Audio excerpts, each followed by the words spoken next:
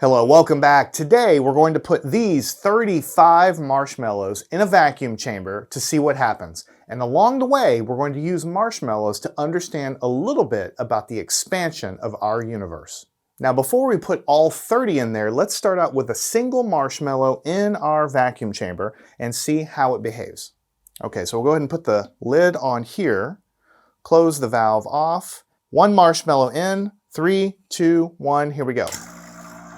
All right, coming down real fast. Immediately, whoa, check this thing out. The marshmallow is swelling. We're almost to half an atmosphere. Almost a little bit past half of an atmosphere. It's almost probably double in size. So I like to think about this, and we'll talk in a minute, as the universe expanding. Everything in there is everything we see in the sky. Here we're past half of an atmosphere, approaching 1/4 of an atmosphere. I wonder how big this thing's going to get. I don't know if I'm going to have enough room for all 30 of them. So here we're at 1/4 of an atmosphere. This thing is at least twice as big as it was originally. And we have a collapse. So it looks like we reached some critical point and then it just collapsed and now it's shrinking. Let me turn the vacuum off. All right, so we turn the vacuum off. Let's let the air back in and see what happens. Air going back in. Ooh, mega shrinkage there. Whoa, that is really cool. All right, let's take it off and see what we have. All right. Wow, it's very, very dense. Move this out of the way. Very, very dense. It's still a little stretchy. It's not hard, but it's just not as light and fluffy as it was. I mean, that's obvious. All right, so that was one marshmallow. I honestly don't know if I'm going to have room for all 30 of them in there. We'll see what happens.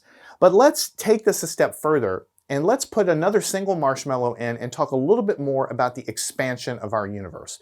Because we look out at the night sky and astronomers can look at the light that comes from stars. And the light from every direction that we look in the sky, every galaxy, every star, other than the ones very, very close to us, they're all what we call red-shifted. And that means that as the light is coming toward us, it is stretched out because those objects are all moving away from us. And so that's red-shifted. So we can figure out that all of the galaxies around us are all moving away from us. So the natural question is, where is the center of our universe? Is it here? Is it here? Let's use this marshmallow to try to understand that there is no actual center of the expansion of the universe. Let's take a look at it. So what I'm going to do now is I'm going to take another marshmallow and I'm going to put dots all over the marshmallow here. And these dots, it might take me a few minutes here, but we're basically going to pretend that these dots are galaxies and stars in the sky.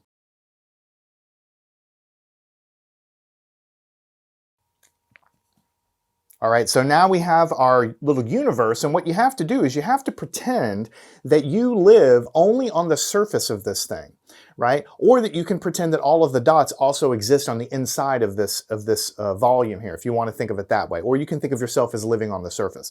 Let's see what happens as we put this guy back in our vacuum chamber here.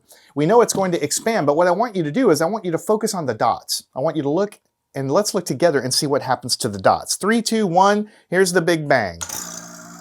Okay, coming down, we're at 3/4 of an atmosphere. We can see our universe beginning to expand, approaching half an atmosphere. Notice the distance between the dots.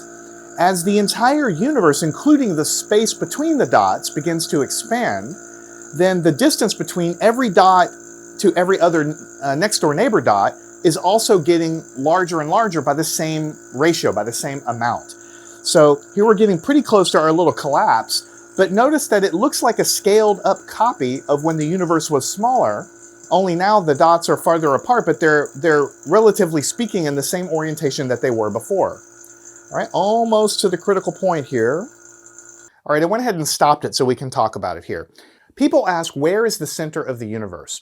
Well, not only are the objects in the universe moving away from us, but space itself is increasing and being generated all the time, essentially. And so that's what's happening here. When the objects and the space between the objects are all increasing in their positions, then there is no specific center. If I were at this particular dot, I would see all of my surrounding neighbors increasing in their distance. They would be all traveling away from me. But if I lived on this dot, this star system, then all of my neighboring stars would be traveling away from me. No matter where I live in this universe, if I look out into the night sky over here, no matter where I live, everywhere I look, everything is moving away from me.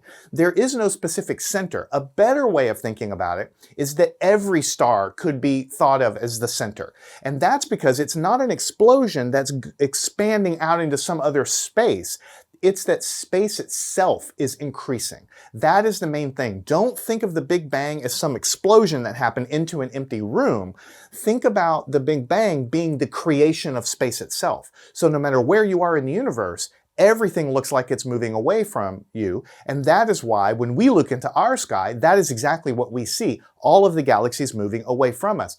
But if we lived in a different galaxy, somewhere else like Andromeda, and we looked into our night sky, we would also see everything moving away from us from that location as well. All right, let's let the air back in and pretend the universe collapses in on itself. 3, 2, 1, here we go. And you can see there. Now, once upon a time, scientists thought the universe might actually eventually stop expanding due to gravity and begin to collapse in on itself, and that was called the Big Crunch. Maybe we collapse in on ourselves and another Big Bang happens. But actually, we now know that the universe is not slowing down in its expansion. We know that it's actually accelerating. So we know the universe is not going to slow down and collapse in on itself. Now, the question I have for you is, why did this marshmallow, why does it behave this way?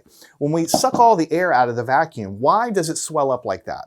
Well, this marshmallow is full. Wow, this feels so weird. It's still kind of light and fluffy, and it feels like a marshmallow, but at the same time, very, very dense. Because why?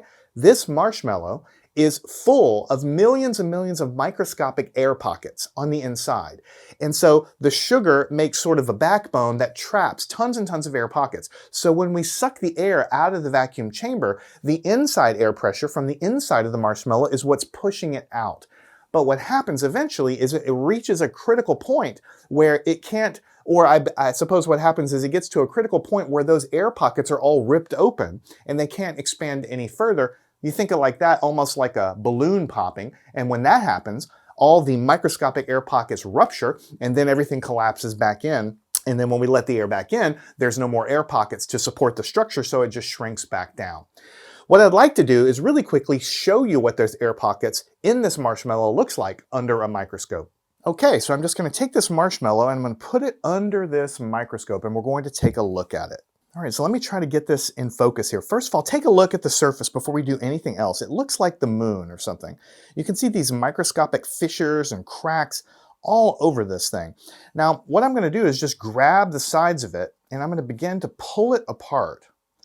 And I want us to focus on the inside. Notice, look at all of these little microscopic pockets. You see all those pockets in there? They trap air.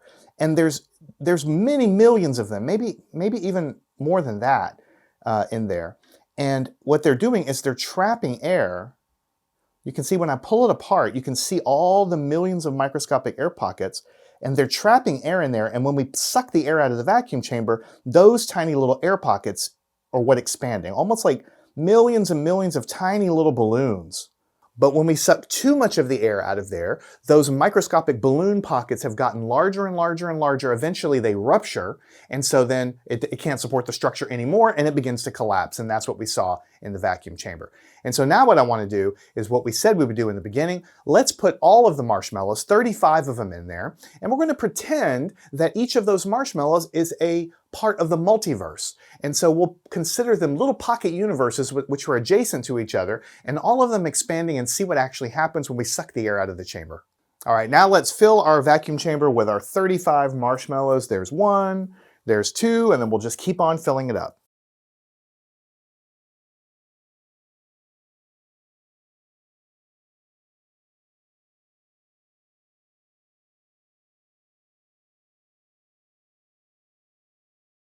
All right, now for our very last one, I have our little universe here, which has already collapsed. Hopefully we'll see that that one doesn't expand so much. So let's go ahead and put the vacuum chamber back together. And I want you to consider each of these marshmallows being an adjacent universe to ours, which is expanding and maybe colliding with an adjacent universe. Okay, 35 marshmallows in a vacuum chamber. 3, 2, 1, here we go. All right, I have no idea what is going to actually happen, if we're going to fill the volume, if we're going to run out of room. All right, we're at almost half of an atmosphere. Whoa, I think I'm going to make a mess in here. All right, we're just past half an atmosphere. The top marshmallow, notice that one's not expanding because that's already collapsed from before. Here we're a little bit past half of an atmosphere, approaching a quarter of an atmosphere. We've already impacted the top of the chamber. I wonder if it's going to fill the whole volume before the whole thing collapses. Let's see. Now we're at a quarter of an atmosphere, and it looks like we've filled almost the whole volume on the bottom. And of course the top was like pyramidal, so we're not quite expanding to fill the volume there. That's probably as big as it's going to get. And it looks like now we've reached the collapse phase, where those microscopic air pockets have now collapsed, and that's about as big as it's going to get. Now this is a fun little thing to do because it's interesting to put so many marshmallows in a vacuum chamber and watch and see what they do.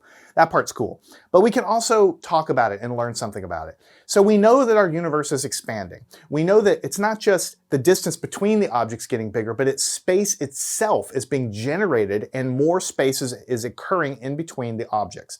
So the whole fabric of the universe is getting bigger. And so each of these little marshmallows in here you can think of as like a universe, which is isolated from maybe an adjacent universe.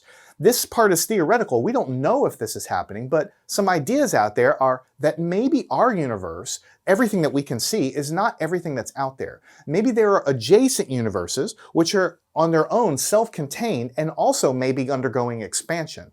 And maybe we're completely isolated and totally impossible to cross from one universe to the other, because it would be like jumping from one sheet of paper to another. If you're an ant that lives on one sheet of paper and another sheet of paper is up high, there would be no way for you to get from one sheet of paper to the other. Maybe it's equally impossible for us to jump from one universe to the next.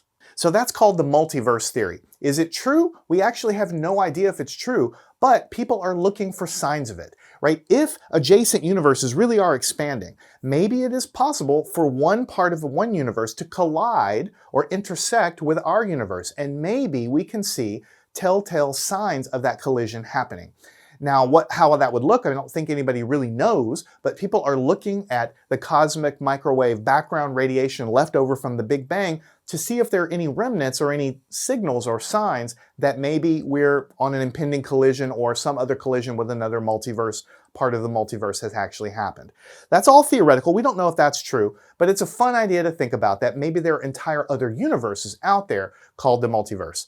So I'm Jason. I hope you've enjoyed this. I hope you enjoyed looking at marshmallows under a microscope with me and trying to use that to understand a little bit about how our universe behaves. One thing I'll leave you with, even though this is kind of fun little tongue-in-cheek little demo here, the part about the dots on this little marshmallow and the dots between the space between the dots getting bigger as the marshmallow expands, that is a very, very good analogy for looking in the night sky and seeing everything expand away from us, but yet there not being a single center of the expansion. Remember, any dot that we were to live on, any star system here, we would look out into the night sky and we would see all the other adjacent dots getting farther away from us or receding away from us.